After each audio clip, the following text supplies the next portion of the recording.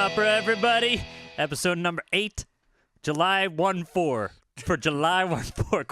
Quit your laughing, dude. You wanted me to do the intro? I did the intro. I gotta turn you down. Sex, drugs, and opera. We usually do a sound check, and Mike, you're all over the place. You're like 3 times as loud. That's as we great, the sound dude. check. That's great. I'm eating the mic. My mic technique is improving. We got letters about that I would be like, but now I'm eating it. I've got it right in my face. Now you guys will be able to hear me steady, Freddie. Check. We should just start doing our checking on air. On air. We did just now, didn't we? Can you hear me okay? I can hear you fine. I can't hear myself, but I guess I know what it feels like to talk, so it doesn't really matter. All right. July 1-4, people. Yeah, this July is 14th. This is your podcast for July 14th, though it's still fucking May. Yeah. Mike and I are going camping! And we're going to go camping with the family and a good friend of ours and her kid. Gonna be raining. It's going to be raining like shit, dude. It's gonna be a wet one. I don't care. Look, I am not turning around. I am going to be poncho-clad camping dad. Poncho-clad camping dad. How about that? That sounds like a terrible fucking That's toilet comic book. That's an Arnold Schwarzenegger movie. That's a Garfield level comic. Mike's trying to convince me to buy a tarp. I don't know. I'm not convinced yet. Yeah, come on, dude. You need a tarp under your You tent. haven't told me why. Why would I need a tarp? Yeah, because the condensation or like the bottom's not exactly 100% wasserdicht. What do you say? Waterproof. Waterproof, dude. Yeah. And you want that tarp under there. I'm telling you. I Trust don't know, me. man. Fuck it. It's I got an air $12, mattress already. Now look, your beers are frozen, right? So I got to go first. Yeah, Is that that's right? fine. Why don't you tell people what you did, huh? Well, no, I'd want to talk about the camping more. This we're going to a place that is in the middle of nowhere, but apparently Elvis was there once, so they have plaques and shit. Elvis was once here. What the fuck? Elvis once took his clothes off here. Hey, if you're gonna build, there are shakier grounds to build your foundation on, I think, than Elvis being there and being naked. I'm really excited to try this beer. Dude, we're talking about the Let camping. me just introduce the beer, All and then we right. get back to the camping. This is the Tabernacle Sugar Shack Maple Syrup Double IPA. Wow. Huh? Wow, Tabernacle Sugar Shack. Wait, oh fuck, dude, say that 10 times fast. Tabernacle Sugar Shack. Oh, fuck. Tabernacle Sugar Shack Maple Syrup IPA. No, you can't do it. Tabernacle Sugar Shack. I can't do it, man. Maple Syrup Double IPA. Here. You need a different rhythm at the end. Tabernacle Sugar Shack Maple Syrup Double IPA. Motherfucker. Whoop. The end doesn't flow as well. Tabernacle Sugar Shack Maple Syrup Double Right, IPA. you stop that. Yeah, yeah. Why don't you all try to say it and send it in? Huh? See how that goes. Oh, there's a contest. No, I don't know. There's a contest, dude. We'll put it up there. You see how fast you can say it. Tabernacle 3 times. Sugar Shack. Double Maple Syrup Double IPA. Once you get it in your tongue, dude, it's fine. Yeah, it's just like Tabernacle Sugar any Shack rest Maple or Double anything. Syrup. Oh yeah, good. We'll do it. Let's try it. Man, you saw me going for a drink. You I can't know, also dude. do it. Holy Is hell. it good? I haven't tried it yet. I was that actually is drinking coffee. tasty. Oh, that's a way to start the day off right. That's good, man. That is good. That I'm impressed by that one. Really good. Really good. I'm not a road rage driver, man, but I drove out here, and these fuckers, man. I don't know what's with this city. Or is it just big cities? What, in Dun- I've lived in a big, Frankfurt. The way from yeah. Frankfurt to here, man. I've lived in a lot of big cities, but, man, something about the people here. It's like, let me give you a glimpse into, like, how fucked up my way of thinking is, all right? I equate cars to the internet, okay? Okay. Do you want to know how? Well, I think it would be pretty boring if you didn't tell us now how. Or how now. Because when people drive their fucking cars, they feel like they're anonymous, and they'll do shit they would not do That's if you were right. standing face to face, just like the internet. People yeah. will comment shit, but if you came to my front door, you would not say the shit you say on the internet. Louis C.K. had the best thing about this. He's like, you would say things there that he's like, I can't remember exactly. I'm not going to do it. Just look it up, people. I mean, that's he does it better than I do. Yeah, that's yeah. why he's paid for it. But it's true, absolutely true. In that confine of your car, you're invincible. You're invincible. But what I found is if you pop their bubble, you'll get whatever you want. If you're merging and they won't let you merge, roll down your window, get out of your car, like just like up to the shoulder, and look at them. And it'll weird them out so much, you're going to get in See, anywhere you want to, man. I do the mega polite thing. What's that? The mega polite thing where if they turn me down, then they're the real dick. Yeah. And so what they end up doing is they end up giving in to you, and they have to boil inside, and you can see them fucking boiling. Like I'll put out my hand. I'll do kind of the half body out thing. That's a good strategy. You get seen. You got to be seen, right? No, try it. Like get your arm out the window and get put close your arm to their out window. and like you put your hand out like that, and you give like a friendly like, hey, can I get can I? You don't say the whole sentence. It's just can I get it? I see. The thing. Okay, well then you're doing a mix and then because you're invading their personal space, but politely. That's right, and it's obviously meant like fucking stop your car now, but you don't say that. So you put the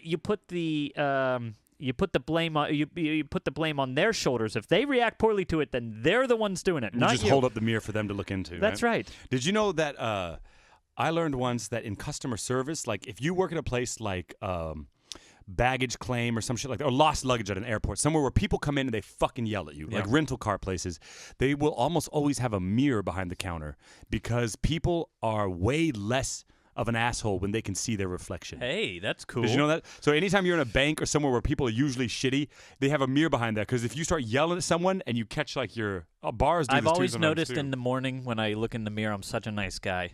I'm not an asshole then, because I can see myself, dude. There it is. There's the explanation. Explanation. I am overwhelmed, man.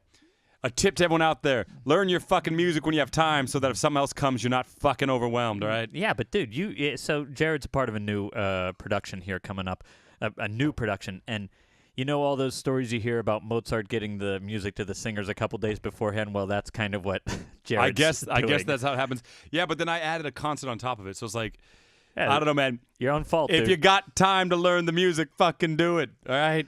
Yeah. God damn. Instead of making podcasts all the time. Good God. This is more fun, man. I know, dude. If Tell this me about fails, it. nobody gives a shit, you know?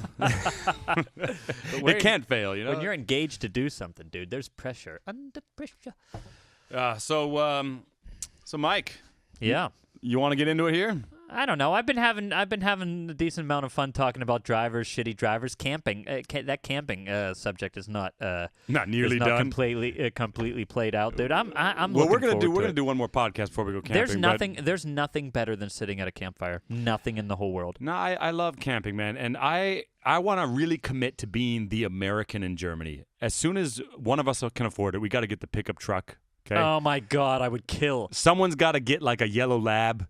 All right. Well, I mean, Jack. And My I would- son Jack, yeah. he has a little yellow lab, stuffed dog, like Listen, an you're on the actual way. old dog that was stuffed. No, not like taxidermy, like a little stuffed animal.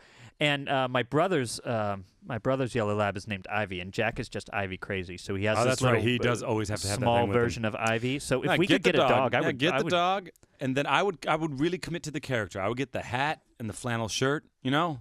I got them all, dude. I got them all. That flannel shirt when we're going camping is not coming off of my body. Ah, God. There's yeah. gonna be mildew growing. No, I want to do it. You know, you got to have something that makes you special. Well, look, I mean, I'm kind of unapologetic about it. Baseball caps are not necessarily socially acceptable here very often. No, unless they're really clean and like like they're used with fashion. You know what I Right, mean? exactly. But just like I'm gonna fucking put this on and go out with my dirty ass hat. Like, Right. no, that is not cool at all. Do you remember the Steelers hat I used to have that looked really dirty all the time? Was it the orange one? Yeah, it's like this kind of off, like Yeah, that thing really was pale fucking yellow. disgusting. Yeah, you but I would loved put it. that in your pocket. Yeah, I know. It was. I think I saw you wash that out in a river once and put it on your head. Of course. When I'm up at camp, I mean, come on, it needs to be washed. It needs to be baptized in Yeah. the waters.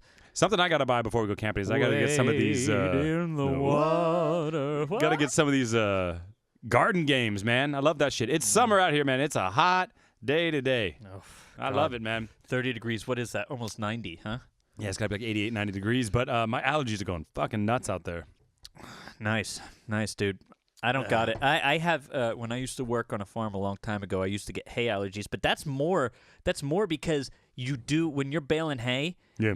The way they used to do it with us is they have these what are they? I don't know, 30 pounds, 40 pounds, 50 pounds, depending on how wet the hay bale? The hay bale is, Oh, right? okay. Normally they just have a tractor on the back, and this thing bales it and it shoots it into the tractor, right? Okay. So you have this big, not into the tractor, into the trailer, and you have this big trailer filled with just bales every which way. But the place that I worked, and this was when I turned 14, right? Jeez. As soon as I got my work permit, I worked 60 hours a week, which is way illegal, but Yeah, farmers yeah. don't give a fuck about what is legal. I remember I also said to them, hey, I'm only allowed to work 44 hours, which means the rest is overtime. And they laughed Yeah. their dicks off, Yeah. laughed them right the hell off.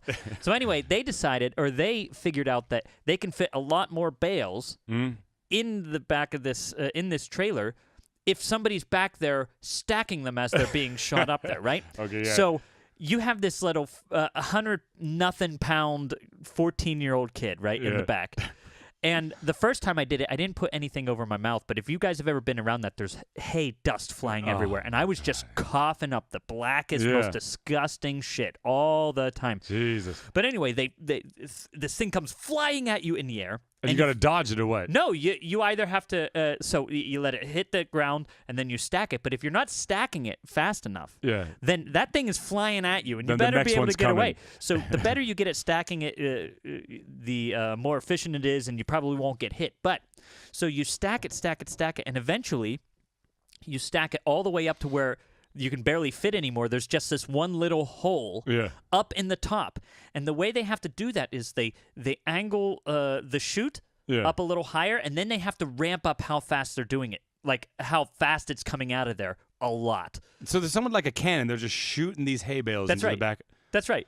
There are these two belts on each side, and it shoots just it out seems there. crazy. So then, when you're up there, you're up there in this little hole or on top of this fucking trailer in the field, and so this thing is wobbly as shit and dangerous. It's fucking dangerous, and they shoot this bale up there, and you have to grab it, bear hug it out of the air, and throw it into this spot before the next one's coming, because it's fucking coming, dude. Yeah. And I tell you what, that was a hard day work. And I was 14. Out in the sun, probably, right? Of course, out in the sun. I was 14 years old, and I'll never forget it. I thought the first time I did this, I thought I was going to die. I thought, there's no way I can keep doing this. There's no way. I'm going to have to tell them I quit afterwards, right? But how long did you do it for?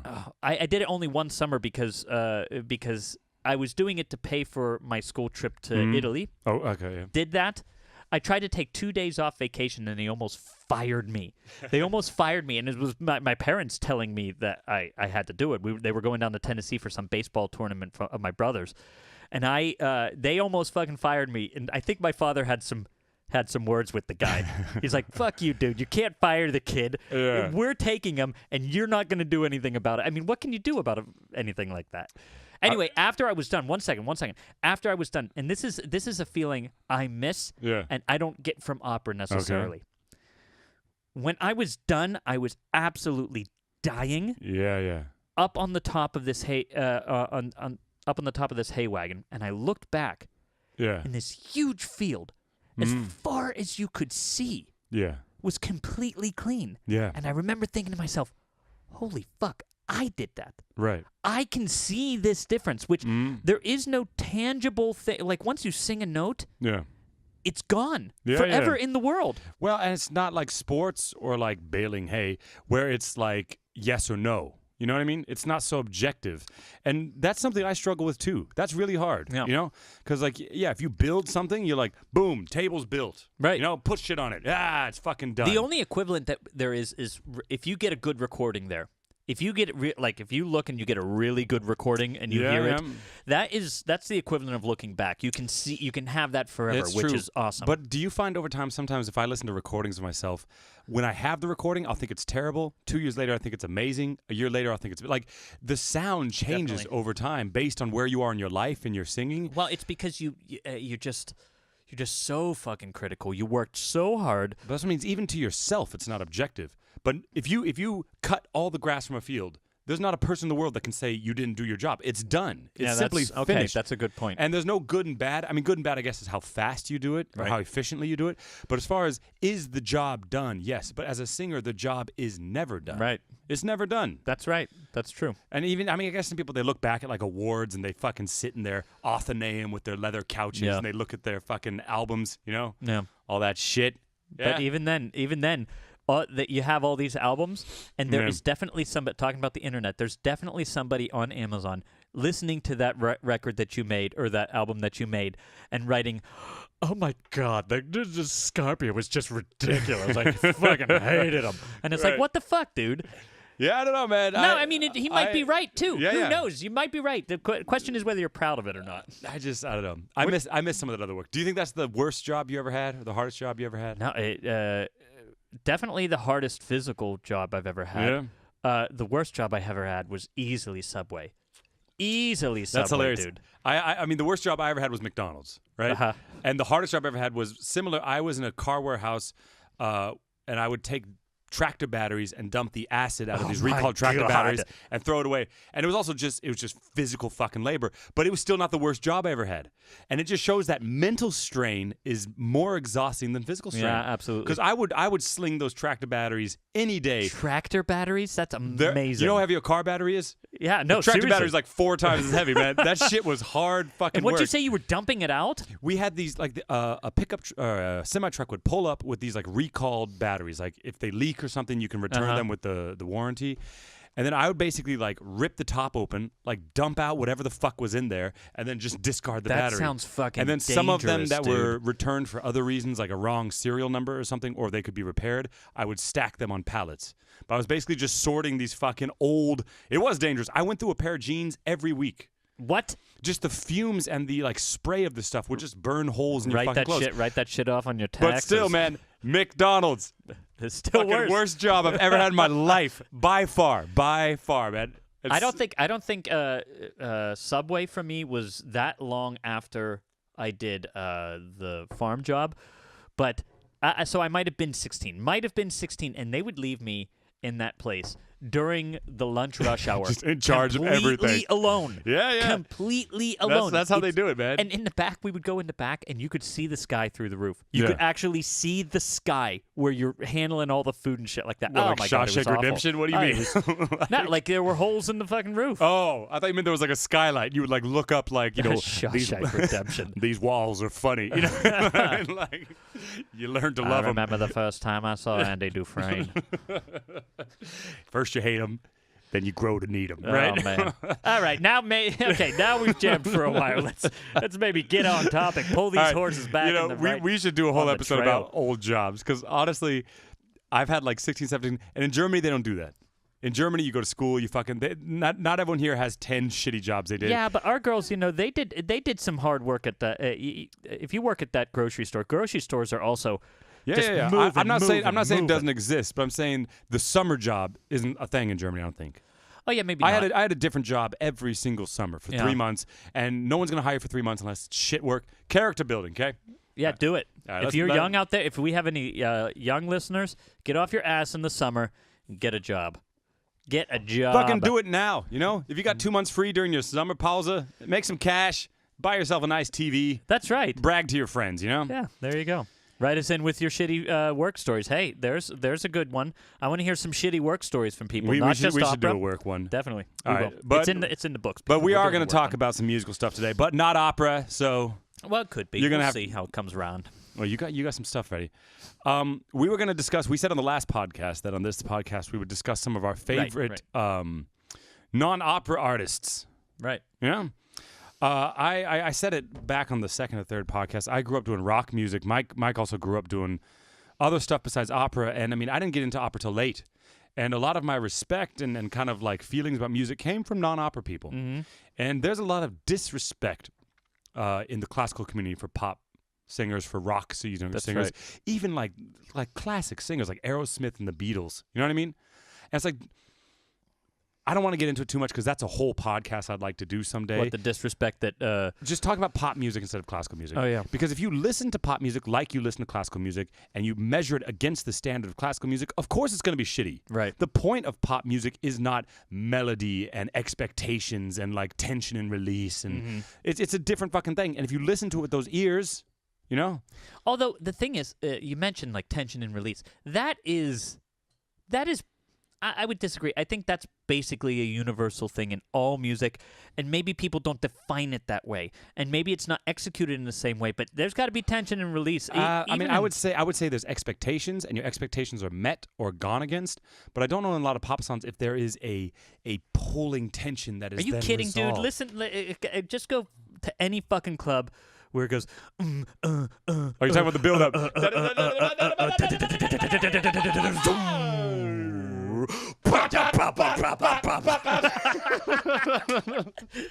Dude, we moved so much we turned on the motion light. Did in we, here. or someone Dude, come that in here? Oh, man, turn around that and was leave. great. The rib. The rib is coming back. I told you I Enjoy. wasn't gonna laugh for 2 weeks. Dude, if you don't have, You're right. You win. I felt it there. If you see, you felt the tension, build up in tension. That's blue balls that I exploded, man. Hey, dude, that was not bad. That was not a little We got bad some thing we hidden were out talents, there. man. That just shows, man. You don't have to have music. I felt where you were going with that. But what I like about talking about non-classical musicians is you can recognize real talent, real feel for music in all kinds of different musicians. They don't have to be classical. They can be whatever. And sometimes somebody does something and you think to yourself, wow, I've been trained sometimes to do that. Sometimes I feel that. Yeah. But it's interesting that you feel that that you can then feel that in a completely new forum. Are you talking about a musical feeling or like forum. a technical thing? Doesn't matter. It just it could be a technical thing. On the way could be here, a feeling.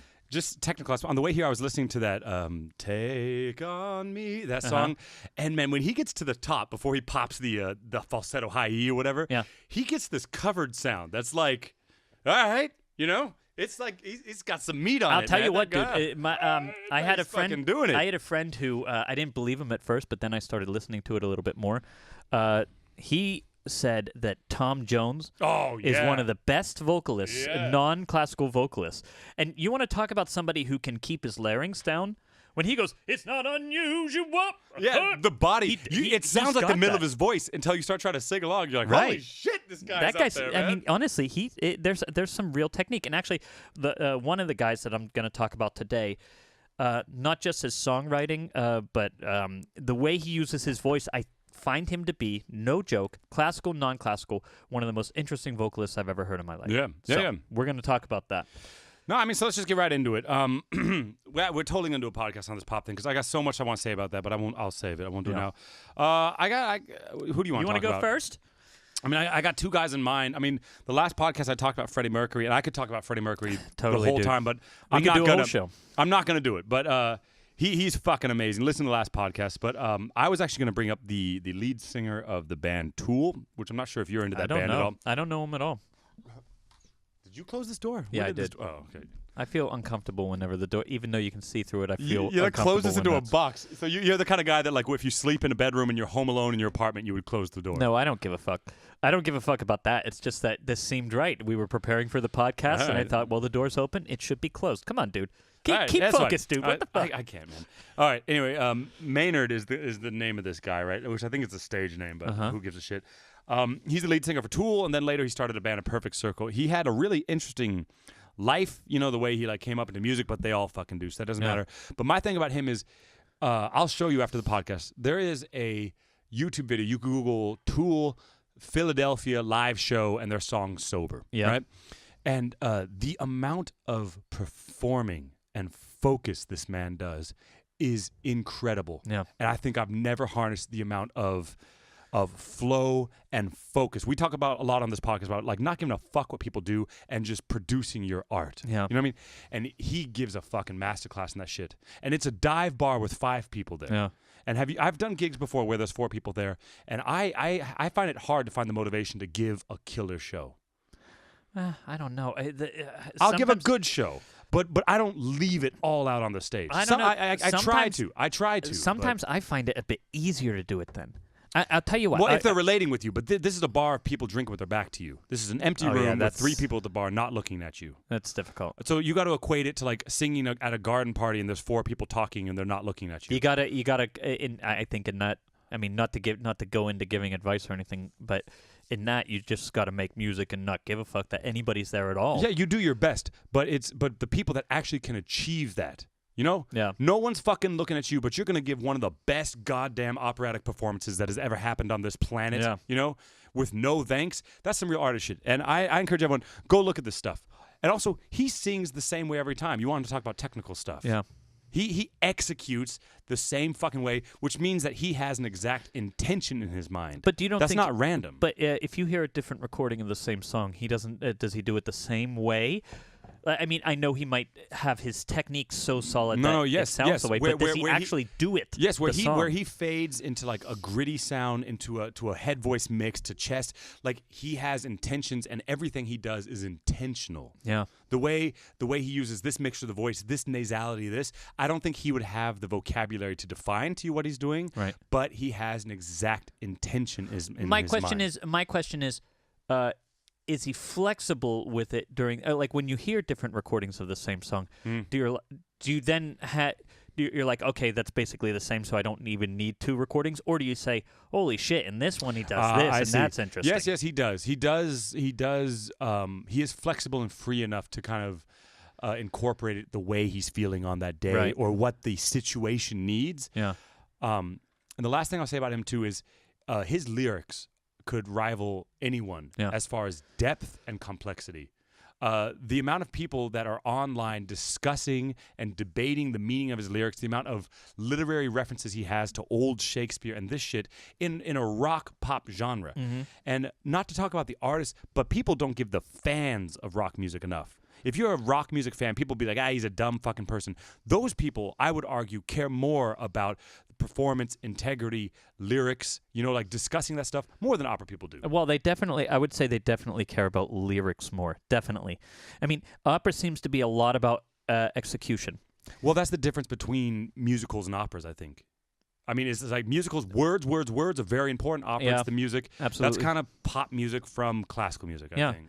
And it's a shame to say, but seriously, think about it. How many people who are fans of opera of opera can go and sing along, know the words to their favorite shit?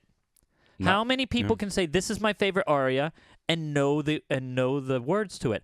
I know opera singers who, in their own fach, who love an aria, right? They've never sung it before, but they love it, and they still don't even know the fucking words to it. You know what's crazy? Isn't that crazy? I think in my entire life, I've met hundreds and hundreds of people in this career, and I think I've met one true fucking opera fan. Like one guy that wears the shirts. You know what I mean? Yeah, like a fan. Like, oh shit, the college is doing opera down at the bar. We gotta go. Right. You know what I mean? Like the standard doesn't matter. It's like if there's opera, I'm fucking there. Right. And he could talk to you about like, oh, that cast at the Met in '88. Holy shit. Yeah, that's awesome. Okay, I've met like 3 or 4, but a true fucking fan that has no arrogance or no ego and just fucking loves it. It's pretty rare. Yeah, absolutely. And it's not in rock music. And in rock music, you go to a concert, everybody can sing every single one of those lyrics. Now, granted, they those lyrics the songs are sometimes a little bit more approachable because they're snippets, right? A song in rock is rarely over 6 minutes, rarely over 7 minutes. Yeah, and it's catchy. That's the point. And it's catchy, but still, if you're a fan, you're a fan. If you love the lyrics honestly, it's the way. We talked about Tosca. I'm a fan of Tosca. I can sit there and sing along with Tosca sometimes. I can sit there and sing along with Scarpia. Definitely with Scarpia, oftentimes. Yeah.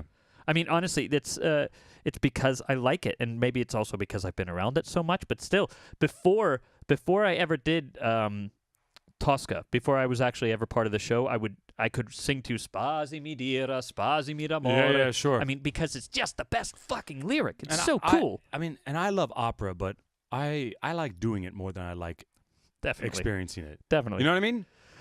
And Yeah. and there's some things I like sports. I would much rather watch a game of basketball than play. Yeah. It's Yeah, too yeah. much fucking work. I'm a fan. I'm a fan of football. I'm a Right. fan of basketball. And opera, I'm also a fan. I'll nerd out on YouTube, but I would rather do it. Right. And I think Absolutely. most people in the career are. Well, it's right that way, too. But It's right that way. The thing with this guy from Tool, I'll wrap it up with, is just he's an artist in every sense of the word.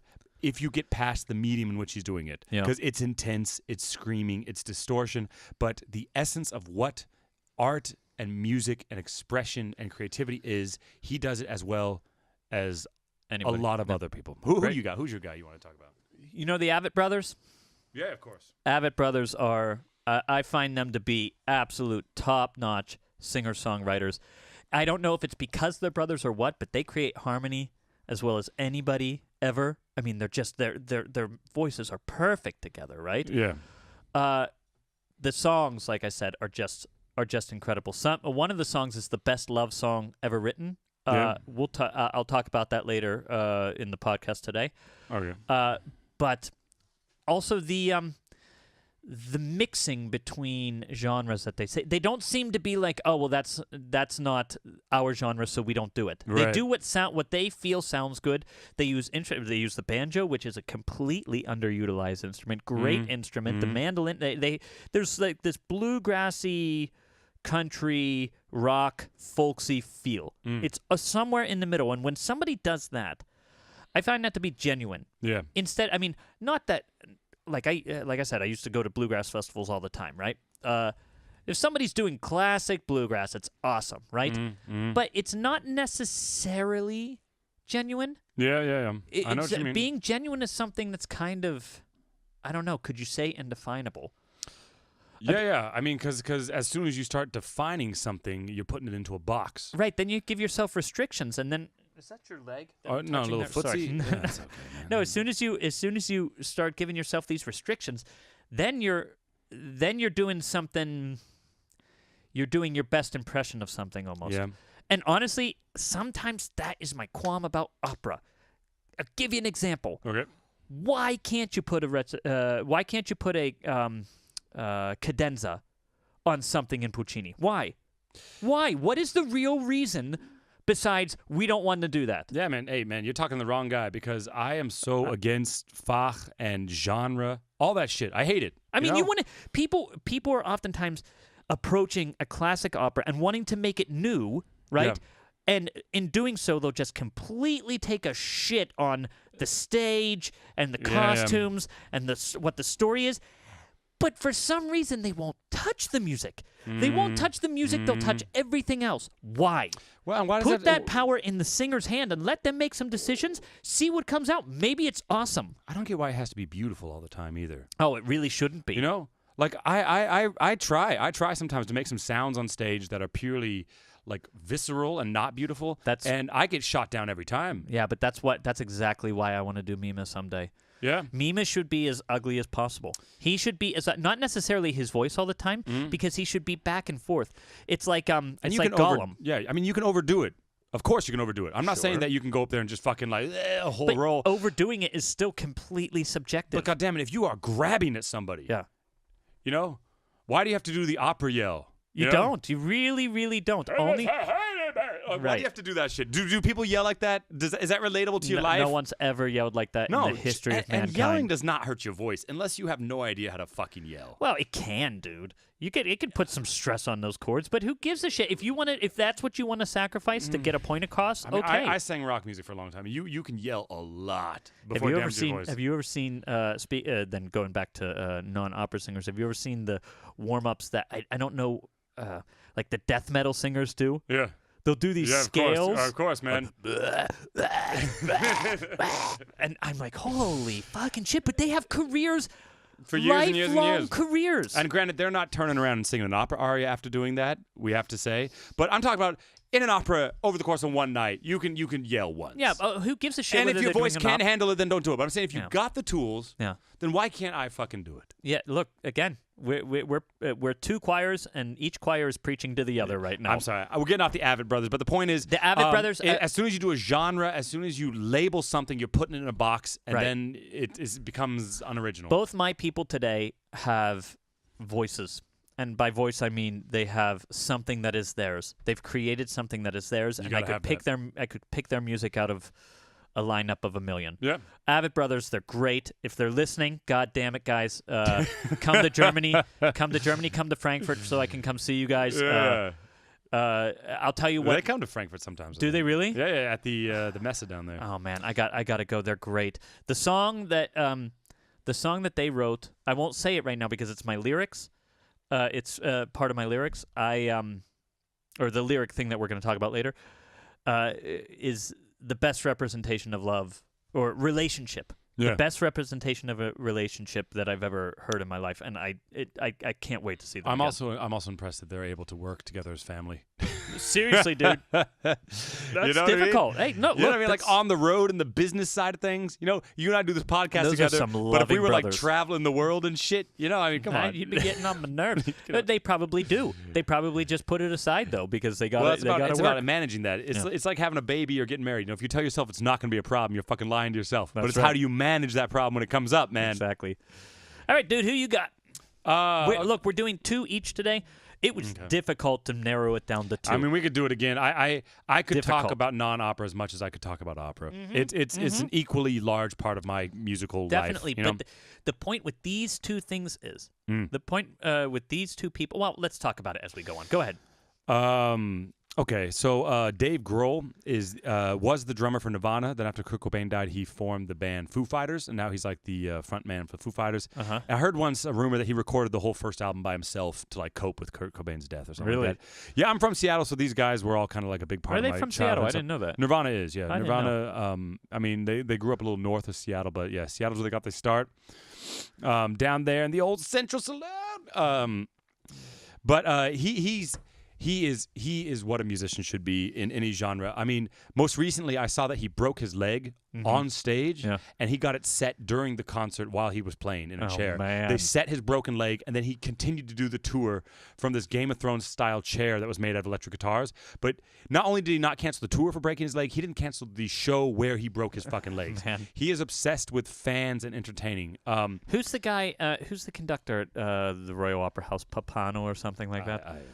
Well, he put out, I think it was a couple years ago, where he said he's shocked sometimes at young singers at how often they cancel. That he puts forward that young singers are canceling more than singers of the past did. And I wonder what I the believe truth it is to that. completely. I think it's this obsession with perfection. Yeah. Because if your voice is a little bit off, and you're not going to have that like 5 cycles per second vibrancy in your voice or Right. whatever the fucking ideal is, then you're like, I can't fucking go out there. You know what I mean? Yeah. If you force people to think that it has to be perfect, then they're going to cancel anything less than that. That's also a critique somehow on the way recordings are done. Yeah. That recordings can be tweaked and perfected, that you get a couple different chances, and each chance you can splice together with the best bits, and that is not reality, and it puts to somebody who's learning the craft of being an opera singer. It puts forward an ideal that is not really realistic. Well, and also if you look like recordings these days, I can record you on my fucking phone, and put it to YouTube. But you look at Leonard Warren and Robert Merrill and these fucking stars from back then. Yeah. Recording back then was really fucking difficult. Yeah. And you had to be on your fucking game to record. Yeah. You know what I mean? These days, people are recording everything. So do you think they were fucking perfect every fucking show No, they did? exactly. We just don't have enough material to see it. But you can see it with the a bit later singers like Pavarotti, right? Yeah. There are videos of him crashing on stage, right? Yeah, there sure. are videos of him crashing on stage. Now, of course, he canceled when it doesn't work. Sometimes it doesn't work. Sometimes you have to cancel. No, and it's a hard balance, but I remember it doesn't have to be perfect. the one recording of Di Quella Pira that I really liked. I felt almost betrayed when I heard the splice for the first time, when I could pick it out. And I'm like, holy fuck, he spliced. Yeah. I kind of don't want to hear. There's They do that. If people, because opera singers also really like equating opera singing to sports, to the physical aspect, the physical, the spectacle of seeing somebody physically do that on stage, right? Well, don't include recordings all the time in that, because sports figures, they get one chance. They're on the stage and they're on the field and they either perform or they don't. Yeah. And there is no splicing together for them. No, and So- every famous person has a blooper reel. You know? Absolutely. Like Derek Jeter, whoever, they all fuck shit up. You know? But getting back to the non-operatic though, Stevie Ray Vaughan had a similar story. Apparently he was, what do you call it? Bending the string? Yeah. Is it called bending or what is that? Yeah, I think so, yeah. Yeah. He bent so hard on this one fucking riff that it sliced the pad of his finger I off. can believe that, yeah. Sure. And he got super glue and fucking glued it back on. Oh man, I forgot to shut my phone off. We used to do that when I used to play a lot of bass back in the day. The secret was when you would tear off your fingertips, was you would get these vitamin tablets that had vitamin E in them, gel tablets. You would squeeze out the vitamin E on your fingertips and then super glue it shut. And some old jazz guy told me that secret, and I never backed it up with science or anything, but I did that shit for years. Are you serious? Yeah. He said like you get vitamin E, you drop it on there, super glue the top, get back on stage. Oh my god! And I did it for years because I would cut my fingers open. You know. That's why jazz musicians don't have the longest shelf life, dude. That's maybe why. Yeah. It's one at least, probably that and. I mean, if you put heroin in your arm, I mean, how right. bad is fucking vitamin E and That's super true. glue on your That's fucking true. finger? But no, I'll say one more thing about Dave Grohl. A role model for anybody. He also attacks the music industry from within, which I fucking love. Really? What? Like what? Oh, you know what? I downloaded a quote on my phone. We're not to the quote section yet, but I just want to read something he did here. He talks a lot about like these singing contests, like American Idol and shit like that, right? And I'm not gonna read the whole quote because it's long, but he says like the way that kids think you have to like line up with 800 other people at some convention center and sing for 3 celebrities. Oh, that's that guy. Yeah, and they Great define that quote. good. And he says at the end of the quote, he says, "Could you imagine fucking what does he say? Like Bob Dylan singing 'Blown in the Wind' in front of Christina Aguilera? Like it would be ridiculous." Like, could you imagine any of these, like, some of the best songs that ever existed? Those people would not. Bob Dylan would not make it on the fucking Do you Voice. have the whole quote there? Because that's worth repeating. It's really the long. one where it's like, he says, you have to get together with your friends in All a right, garage. I'll read the quote. Yeah, It'll do take it. 10 seconds. Okay. This is Dave Grohl. Great.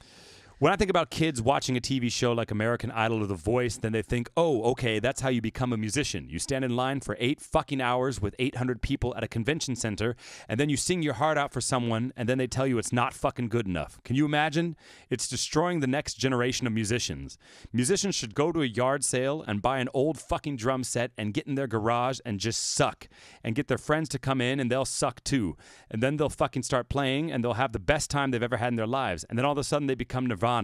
Because that's exactly what happened with Nirvana. Just a bunch of guys that had some shitty old instruments, and they got together and started playing some noisy ass shit, and then became the biggest band in the world. That can happen again. You don't need a fucking computer or the internet or The Voice or American Idol. That's fucking awesome, dude. It's fucking true, man. That's as inspirational as it gets. And he's on the inside doing this shit. Makes me want to go practice. I'm not going to, but it makes me want to. He's a charitable person. And he doesn't, and I mean, he sang with a broken fucking leg. Yeah. He means all this shit. Yeah. I got lots of respect for that guy. Awesome, dude. Come on Good the show, choice. Dave. Good choice. Yeah, any of these people, come on the goddamn show. Come down to the basement, man. We got a new mixer. I want my next guy to come on the show. We got 5 people we could bring on the That's show right. now. We could have 5 people on the show. Let's do it, dude. We could bring a band on the show. Who's your guy? Martin Sexton. Do you know Martin Sexton? I don't. Oh, man. Not from the name. I'm sure I know the Oh, it's music. great, dude. Oh, so I first included him because he is perhaps somebody who's completely non-classical. Okay. My favorite vocalist. Most I'm looking up a photo. Awesome. See this guy. Yeah, I saw him in Cincinnati live a while ago with my brother, and it was a great show, fucking great show. His music again, not one time the same. Okay. Somebody who, not because he's inconsistent, because he's a musician making it right there. He's making the music. Yeah, that's him. Okay. Oh man, I don't know him at all. Great I gotta guitar, listen to his shit. great guitar picker, Okay. amazing guitar picker, but a better vocalist. Wow. He uses all sorts of different parts of his voice. He'll use full chest voice. He'll be gritty with it. He'll use falsetto really well, very fucking well. There's a song, "The Way I Am." Okay. It's I think it's on the album. I think the album's called "The American." Okay. So fucking good. His vibrato also, and he has some classical elements to his voice. His vibrato, when he gets up to a high thing, he'll start it maybe a little straight tone, but then there comes this perfectly integrated vibrato into it. Yeah. Wow. Oh man, it's this gorgeous thing, and it's just the most musical way. And the other thing about him, which I think it applies to the Avett Brothers and maybe anybody else who I would ever pick, because I would never pick somebody that doesn't have this one element, the element of timing. Yeah. Like really timing that, like when you pull back just a little bit before you land on this next note, and it's just because you feel it. You feel it. The one conductor that we have at this house right now, Will Humburg, right, has timing forever, dude. Right. That guy understands it. And when I would sing with him, we would go through these. We would go through this music, and then we would come together on this one bit, and we would kind of do it together. Yeah. Oh, and the music making. Yeah. It's one of the greatest feelings whenever you can have a conductor who will find out exactly what you're doing and be able to just and that takes absolutely transport prioritizing the music over ego. Oh, totally. That's right. Mike and I, the other day, we were drinking, and we were seeing how long we could sing notes for. You Oh, know? great. That's coming to the podcast soon, people. Once you start getting past 20 seconds, man, it's a hard fucking We both time. did a little over 20 seconds. I don't know exactly because we didn't. I mean, we did time it cold, but I think we could get. We could inch it on 25, but anyway, We both did a wheelhouse note. Jared's a bass baritone, so he sang an E, and I sang That's a a high G. note for me. I sang a G. Well, not a high note. That's not super Well, high for I'm you. past the passaggio at that point. Me too. Right. I went right over the passaggio, G. And at first, for the first 10 seconds, that note sounds on, it's in line, it's perfect. And then at the end, holy crap, when you're fucking You got pushing nothing a little left. bit, Yeah, it's like squeezing the toothpaste out of the fucking tube. eventually you got this vibrato that just We went till it died, you know. But what was funny is when like I was standing there while Mike's saying his, and for the first 10 seconds, it's fine, and then it becomes fucking funny. You know what I mean? funny. And we were also talking about like Corelli and this Vittori he does for like 14 seconds or whatever the fuck. And the most amazing sound ever he was creating, you know, Corelli, but it almost got funny. He stopped right before it got funny, but like when you talk about holding long notes and timing, when you start to put ego over the music, we can all hold notes for 20 seconds, but it would if you sang Vincero, Vince for fucking 20 seconds, it would be hilarious. It would not be effective. He might have gone a little bit into the funny side. But that's he what I might mean have gone a little bit to the funny side. And this is an extreme point, but when you talk about phrasing and this and that, a lot of times the relationship between conductors, ego gets in the way. Yeah, absolutely. As an individual or between fucking people, you know? It's my way or the highway. That stuff doesn't serve anybody. Doesn't serve anybody, dude. You know, though, it's the same thing as when, like, if you say the word, Folgers coffee. Of course, man. Say Folgers. Just start saying it a bunch over and over again. Do it. Folgers, Folgers, Folgers, Folgers, Folgers, Folgers, Folgers, Folgers, Folgers. See? Folgers. See how fucking weird it is? It gets really weird. It's weird. Now, there's I can't remember the name of it's a How did you come up psychological. with Folgers, man? Because that's the first one I noticed it on. Okay. When I was really young, I started saying Folgers over and over again. I'm like, whoa, that is weird. I learned later that it's like a defined psychological principle or whatever that your brain. I can't, dude. I'll have to talk about it next time because it's an interesting thing. But the same thing happens with one note. You hear because you're not just hearing one note. Yeah. You're hearing the repetition or the cycles of the vibrato. Oh, when you're holding a long note, you Yeah, mean? that's right. Yeah. So you hear this pulse of the vibrato It also over and gets over weird, again. yeah. And I think that same concept, like if you say the same word over and over again, it becomes weird. If you hear that beat of the voice over and over again, I think that's when it becomes a little weird. Well, the alignment of overtones, everything, it's like the expectation. Everything goes out, and you can predict it perfectly, and then you're just taking it for what it is. It just gets funny, man. That's right. It gets fucking funny. All right, should we move on? Yeah, Martin Sexton, come on the show. Yeah. I love you, dude. Your music is awesome. Fucking awesome. We The didn't- Diner also. Look up the song Diner. It's the most fun song ever. We didn't do any of these guys justice. We could have done a podcast on each of these guys, but Absolutely. Look, to speak to the opera people listening, opera's an amazing art form, but find the things in music that relate to everything. And, expand your genres beyond opera, beyond classical music. And learn and go ahead. Have the courage. Have the fucking courage to take those things that you admire from the other singers and integrate them. Go ahead. It could be a small thing. For instance, you listen to what is her name? I can't. Of course, I know her name, but I can't think of it in this second. Okay. What does she do? Famous black soprano. With Leontine Price? Leontine Price. That's it. Shit. I hate that feeling when you I know it. man. Of course. You're under pressure with the podcast, man. She feels. You listen to her, Aida.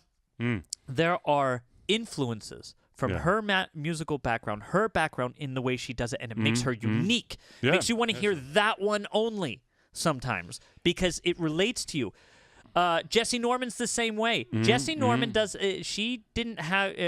She wasn't afraid. She grew up singing gospel in a church. Yeah. I mean, honestly, she wasn't afraid to incorporate that sometimes. Not just in her singing gospel. Man, and it's like everyone says, they're like, oh, where did all the great singers go? It's So you fucking ruined them with your box and your standard and your competitions, man. Yeah. You know, fuck you. You're not allowed to be any different anymore. Not your Bach, your box, right? Your box. Yeah, man, good. Box. Did I get a little German on it? Well, no, I just wanted to make sure. That No, people you put it in a understood. box. You go to these competitions, man, and you are not allowed to put any sort of individuality on it. It has to be exactly the standard. You got to sound like the last guy that sang that fucking aria. Right.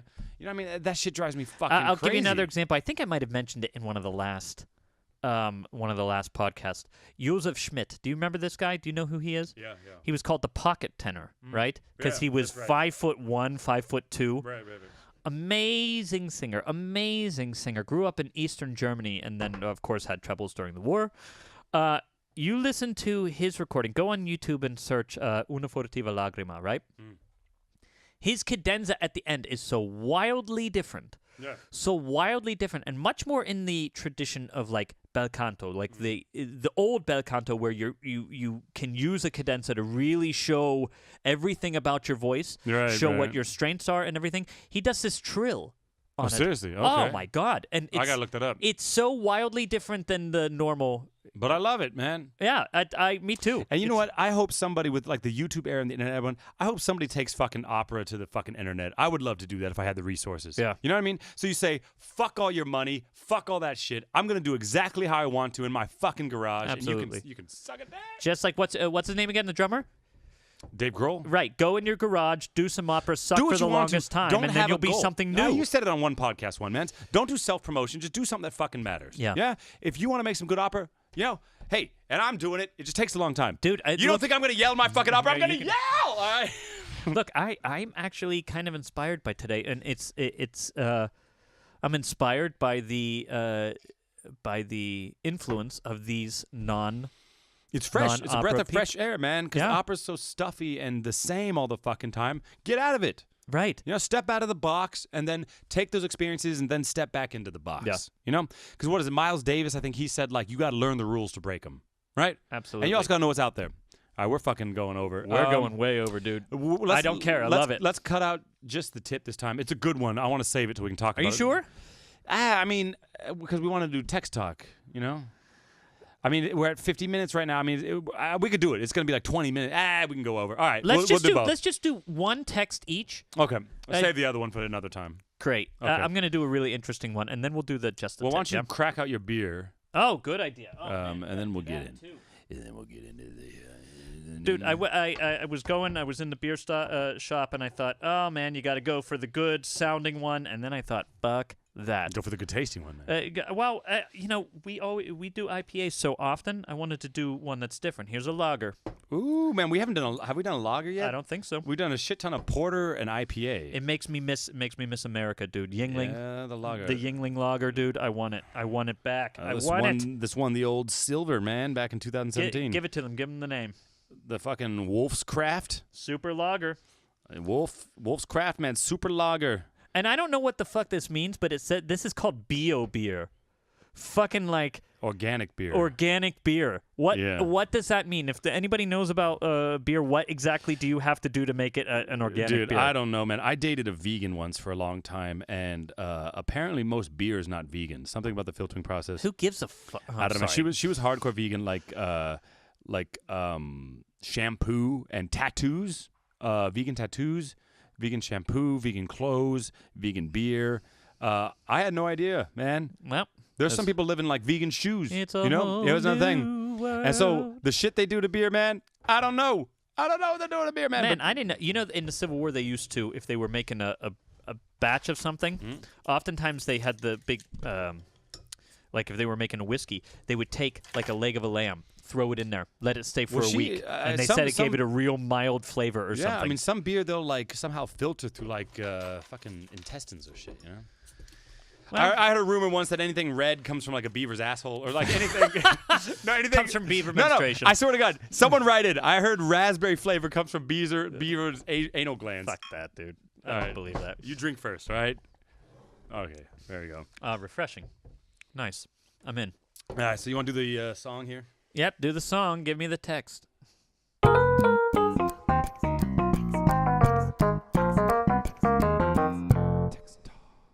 Text talk. I love it. Dude, Dude, so I'm going, he probably, when we talk about musicians, he'll be my next musician. Are you doing lyrics or quotes? I'm doing a quote. I'm doing a lyric, but yeah, Okay. it's different. I It's still off the wanna do it. beaten track. Just let me go here. The guy's name is Taj Mahal. Blues master. Blues goddamn master. All over the place, too. We'll do all sorts of different blues, right? He has a song called Nice. and it was you got to listen to the track from his famous album called Giant Step, right? And he starts telling a story on the track. He's like, when I was a little kid, my mom used to hate this game we would play. We would play the game, right? And he starts off the track starts going like this. Like with clapping.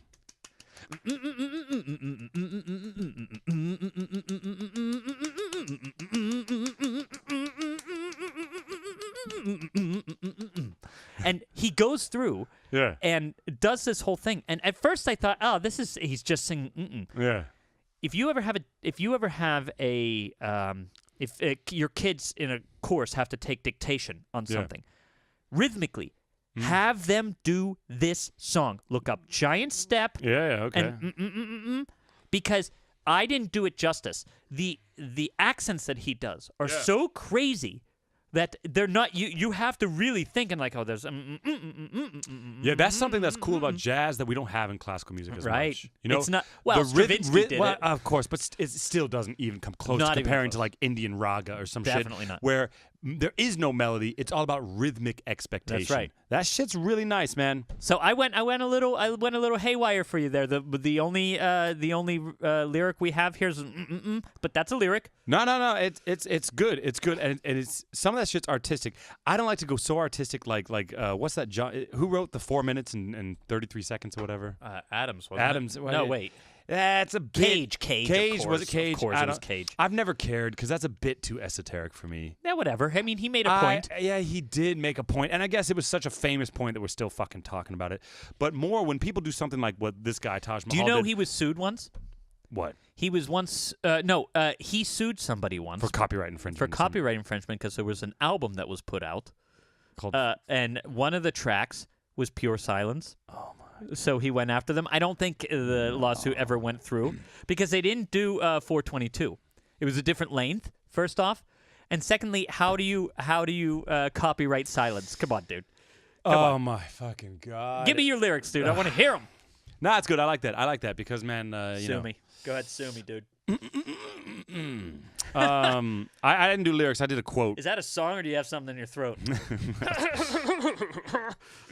I remember from my I'm getting it up here. For my masters, I No, you're remember not. on my You can't on anymore, my dude. test. That time is over for you. You can't get it up anymore. For my test for my masters in music theory, I remember the last question Just don't respond to that. Go ahead. was Everybody heard it. Mike, say It's what on you the want to say. podcast Then I'm now. going to It's say what on I want the to say. All right. podcast. Go. You do it. Go for it. Here I got it. Here Get I it got up. it. Come on. I want to finish what I'm saying though. Get it I up. took a test in music theory, and they were like, the last question was like 20% of the test essay question is birds singing music. You know, Okay. fuck that. Okay. Look, I mean, we could do a whole podcast on that, but I just want you to. do you want me to answer? I want you to say that you heard me. I heard you. Do you want me to answer or no? No. Okay. This is relationship therapy. Good. Okay? Must I hold this in? Yes. Shit. Yes. Gotta Okay. fucking explode. I heard you. Okay. Sometimes, Mike, in life, you just want to be heard. Okay. Yeah. Well, hear this, motherfucker. I can't even describe what Mike just did. Go. Do it. Give me Everything your we lyrics. do is explicit on iTunes. Give me by the your way. lyrics. Give me that shit. Go. Okay. Do it. Okay, Teddy Roosevelt. All right. The president. Do you know who that is? The president. Yeah. Are you serious? Yeah. I'm gonna read a long quote, but this is an important fucking quote for singers and And shit. it's a lyric? It's not a lyric, man. How many times I gotta tell you it's a quote? All right. Do It's it. a quote. I Teddy thought we were- Roosevelt did not write music. I thought we were doing lyrics It's- today. How many fucking times I gotta tell you? It's text talk, man. Text talk. Oh, okay, good. Text. Good. Talk. Go This for is it. text. Go for it. I'm in. I don't want to be interrupted, Mike. No, don't do it. Go. Go. All right. Okay. Theodore Roosevelt. This is a famous one. You'll probably know this, but you gotta shut the fuck up and listen. I haven't said anything. It is not the critic who counts, not the man who points out how the strong man stumbles, or where the doer of deeds could have done them better.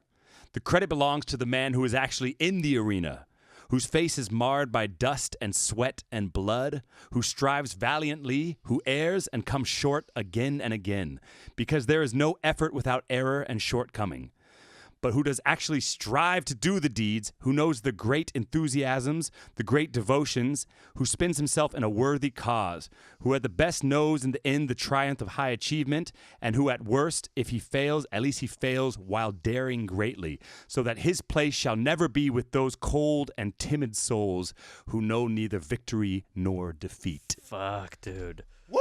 Whoa, let's go conquer something. I'm sorry, dude, but as people who do this career, we chose not to get the neck and tie suit job. Yep. We chose to do something extremely risky that gets no respect. And I'm not a guy that would put a quote on my mirror every day, but if I was, it would be this fucking quote. Dude, that guy was badass too. You know that he was fucking badass. He was a force to be reckoned with. And I'll tell you what, dude. I'll tell you what. I'm going to give I'm talking to the people out there right now. I'm not talking to you. That's right. Jared, this podcast was his idea. He got the stuff done. He got the logo done, and he did it all on his own. He did it all on his own willpower. Did it because he wanted to. I'm here as somebody who wants to be a part of that vision, but the vision, I have to say, I have to give Jared the props. This vision is Jared's, and I like it. I like doing this podcast, dude. And that quote just reminded me of you, because you know what you can boil that quote down to? Get off your ass. Do it. Get off your ass and just do it, or just do it. Yeah, just do it, but also fuck the critics, man. Yeah. Because the people that are going to be the loudest about you are the people that aren't doing fucking shit. That's right. And it's really easy to sit in your apartment and take no risk and be like, oh, you could do this and this and this better. And that's a huge part of taking a risk. Honestly, and But fuck them all, man. They don't know what it's like critics to fail. in general are people who don't have that experience. Yeah. And of course, I'm not talking about opera critics for a newspaper. Could be, though. But I'm talking about anyone who criticizes somebody else. Yeah. Yeah? Like, oh, look at that website. Her website's shit. Look at that YouTube video. That's shit. Where is your fucking YouTube video? Right. That's There what you makes go. me mad, because I do a lot of promotion with this Instagram shit. and Not that you can't have an opinion. No, you can have an opinion, but if you're going to criticize someone and you don't have something out there, okay? Yeah. If you're going to say someone sings like shit, where is the YouTube link to your video? Right. Let me see you singing. Yeah. And if you don't have the balls to post your own shit, then fuck off and don't talk about somebody else's stuff. Fuck. Yeah. I'm getting amped up from this fucking Tabernacle Shacks. What's this shit again? The Tabernacle Sugar Shack. Tabernacle Sugar Shack. Tabernacle Sugar Shack. Maple syrup double IPA. Tabernacle sugar shack. Make it. Oh, I'll get it. You got real pins. 1, 2, 3, 4. Tabernacle sugar shack. Maple syrup double IPA. Ha ha. Tabernacle sugar shack. Maple syrup double IPA. Ha ha. Tabernacle sugar shack. Maple syrup double IPA. Woo. Okay, that's good, man. What's the tip? Give me some tip. Hey. Give me some tip. Tabernacle sugar shack. Maple syrup double IPA. That gets, if you're fucking stoned listening to this, I'm sorry. You probably just tripped Whatever, out. they're loving it, dude. Okay. Give it to me. This is a good tip, man. I love it. It's like when you're driving or something, you're brushing your teeth and you try to fucking... Sing. That's what you do. No, you moan at someone what you want. You're like... All right. I thought this one was interesting. Awesome. What do you think about using technology like spectrographs, scopes, or MRIs to learn how to sing? Oof. I've heard about this before. A scientist once approached me about that, and they said, yeah, but there must be some sort of scientific principle. There must be some sort of scientific principle to good singing. Mm-hmm. To a certain extent, yes. I mean, but I don't think that helps you. I don't think that helps you to make art. I don't give a shit about that stuff. I Yeah. mean, I did the whole Scott McCoy, I think that's his name, book during my master's, where it was like spectrograms and resonance and fundamentals and fucking falaga. And I actually studied acoustics of sound for years in college before I started singing. And I think it doesn't fucking matter. If you want to define a perfect singing sound, that's fine. But if you're going to try to equate that to somebody being a good opera singer, yeah, what the fuck are you talking about? Yeah, right. You can go ahead. You can use that, which is, I'm ecstatically interested in these sorts of scientific principles when concerning singing. Go ahead, show me that. Show me the different formats. I want to see that. But to me, None of that makes any fucking difference in what the goal is. The goal is making art, not singing perfectly. No. And can I give one example? I don't want to just push you out of the conversation, but I want to give you one more example. Yeah, go for it. Maybe my people are gonna might shit on me for this. Fuck him. There is a recording of Sting singing "Caro Mio Bene." Yeah, no, he's got a whole cycle of. He did a bunch of fucking. But I swear to God, Renaissance stuff. I swear to God, I've never, and it's a live recording that I saw. I agree with you. I know exactly what you're talking about. I never understood that song. I never understood it until I saw him sing it. Yeah. And I'm not exaggerating. I'm not just trying to be like, oh my God, there's a lot of stuff out there in the non-classical world. Yeah, come on. Yeah, we could sound like that. I'll bet you this podcast does sound like that a little bit, but we don't want to sound like that. What I mean is, honestly, I watched this being like, thinking to myself, oh man, this is going to suck. And I was captivated by the intimacy of what he did it. Now, Foreman's had nothing to do with it. Yeah. Had nothing to do with it. Yeah. You can make the best art in the world down in a basement hole. A fucking mildewy basement hole, and you could make it. Even if there's... Now, I feel like you're describing this room. this is this room. And we're making art, dude. We're making art. It's free. Kunst. Look, the thing is I fucking hate when people... Is academia a word? It should be. Make it academic, yeah. Whatever. I fucking hate when people like music does not belong in universities. I'm sorry to say it. I agree. Like you shouldn't have textbooks about music, and this using technology to study the voice is a step in that direction. Now, textbooks about music should exist, but you shouldn't be required that if I read all these textbooks, I will then be a professional musician. That's fucked up. Yeah, the degree is what's fucked up, because you have a great musician that has a degree, and they have the exact same degree as a shitty musician. That the degree really has almost nothing to do with your ability to do it. Because a degree should be objective, and music is subjective. And how are you going to say you are good enough to be a professional, though you have no professional experience? We dub you the level of professional. I've told you before, speaking to you personally right now, I've told you before how many people didn't believe that I could have a career. Yeah. How many people thought to themselves, he doesn't sound like a typical tenor, he doesn't do any of this.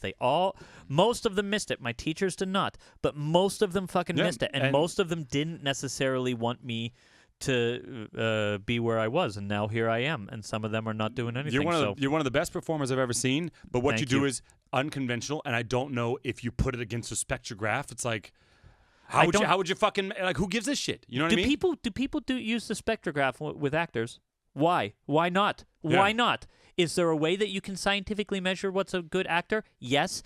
Is that the way to become a good actor? No. That's my answer to the question. Is there a way to scientifically measure sound vocal production? Yes. Is that the way to make sound vocal production? No. Yeah, and how are you going to measure honesty, vulnerability, and risk with a fucking computer? You know what I mean? Yeah, but even if we say, okay, let's restrict it not to art but to craft, still it's not the way to learn it. Yeah, and now I say it's a tool. It's a tool just like recording is a tool. And you can use it. I would say I wouldn't do that until you were a professional and you really fucking knew your voice. Yeah. But for students to think that a spectrograph is the way to learn to sing to get to the fucking met or whatever the fuck they want. If only I could get the sound waves up into this region. Right. Or If I something can like just that. get that 3,000 hertz singer's formants fucking popping, then I'll be a great performer. Right. No, like these people that win these competitions year after year, a lot of them are fucking amazing. Yeah. Amazing. But a lot of them are just robots. Yeah. And I've seen people who have won major competitions on stage, live, in person, 3 months after they won. And it's some of the most boring shit I've ever seen in my life. Because a perfect sound, I get it. After 10 seconds, it's like, okay. Yeah, that's right. I understand that voice. Yeah. And I did a masterclass once, and I was singing the old Vision Fugitive, right? Nice. And there's some high notes in that shit. I remember I did it, and this typical famous person giving masterclasses was like, that was good, but you didn't risk anything, and I didn't care. You know? Awesome advice. She was like, you sang it well, but there was nothing of you as an individual in that note. Do it again and risk something. Nice, and dude. I did it again, and I didn't go beyond, don't go beyond beautiful. I took it to the edge, and she was like, That's it. Do you want to give that person the credit? Do you want to Jane England, she was teaching at UW when I got my master's there. I know her personally. She's a great person. Yeah. But she gives great advice. And That is sound fucking advice. Huh? Okay. You did it well. I don't give a fuck. That's great, dude. And I recorded the master class, and she's right. The first one was like, round, vibrant, overtones, form it, but God, was it fucking boring. Nice. You know I what like it. You fucking risk something. All right, we've done enough of this podcast. Yeah, you nice, got something else buddy. you want to say? No. What do you think about the Wolf's Craft? It's good. It's again a change of pace. I've been drinking IPA like it's water recently. Oh man, I've got so little to do right now. Mike found an IPA he fucking likes, and it's cheap, and he's just been buying that shit up. It's the guard, man. That thing is just a beer pit. Yeah. Well, it's not cheap. It's not like cheap that it tastes bad. Not it's quality. Good quality. It's affordable. But it's affordable. And when you can do that, I mean, in Germany, the craft beer market you're paying. Sam Adams, a bottle of normal Sam Adams lager over here costs $3.50. Yeah, €3.50. So like $4 something. Mm-hmm. And okay, fine. I know it's an import, but come on, give me a fucking break. And you can buy good ones for €2, right? Yeah. Or €3 or something. IPAs and craft beers. But come on, if you're drinking a lot of beer, you don't want to necessarily spend that. So this one is, I found a 6-pack for €6. Yeah. It's the way to go, dude. Doesn't get better than that. Well, I'll tell you what does. So I went to the store today. Just ended up on this, right? I went to the store today, bought 4 6-packs at $6 a pop. Not bad. Not bad. Okay. Went to the store right next door, bought a normal German Pils, 20 half-liter bottles for $8.99. 20 half-liter bottles. 20 half-liter bottles for $8.99. Not a bad brand either. 10 liters of beer. 10 liters of beer. Jeez. 10 liters of beer for $8.99. That's like 2 of those little kegs. I know. Look, what I mean? the normal German beer is fucking dirt cheap.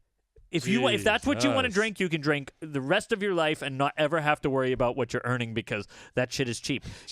Move to Germany if you want to get drunk for cheap. Germany. You gotta go drink. We got to end this. Mike and I are gonna keep talking, but we're pushing you out. All right. See you, dudes. Till next time. See you next time. Yep.